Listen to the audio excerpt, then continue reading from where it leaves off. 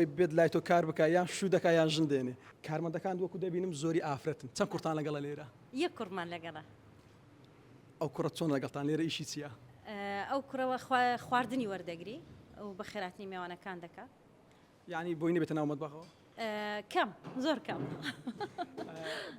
تایبەتە بە ئافرەتەکان ینی ئافرەت باشە چۆن بوو تایبەت کردو بە ئافرەتەکان بەڕای من ئەوە ڕای خۆمە خواردنی کوردەواری زیاتر تایبەتە بە ئافرەت لە بەروەی یعنی خواردنی کوردەواری ینی ئافرەت لە ماڵەوە خواردن حازرەکە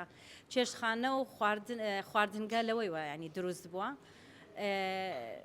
لەبەر ئەوە یعنی زیاتر باشە شتێکم بیستووە دەڵێن ئەوەی بێت لای تۆ کار بکە یان شوو دەکە یان ژن دێنێ ئەمەیان چۆنە وڵی ئەوەش قسمەتی خی گەورەیە لە خۆی بە زیاد بی لای من دروستە بن الحەمدلله کابانی زۆر باشیان لێ دەردەچی ینی ئەمە زۆر جار پێیان دەرێم ئێستا ینی هەروە هەم وەکو تەژیعکە هەم وەکو ئەوەی کە هەیتی دەرم ئێستا دەتوانانی ئەتوو ببیە خاوەن چێشخانەی خۆت دەتوانانی ئیدارە و کابانیەتی مەطعمەکە هەمووی بکەی بەجێ بگەینی چەند کەست بەشو داوە تا ئێستا لێرە وڵات تا ئێستا چواریان شویان کردیە زۆر پێم ناخۆشە کە دەڕۆن بەزی دیەوە قسمەتە و دوعاشیان لێ دەکەم کە قسمەتیان هەستی باشە پێم بڵێ چەند ساڵم کارە دەکەی نزیک 10 ساڵە خواردن حازرەکەم و ئیشی چێشخانەکەم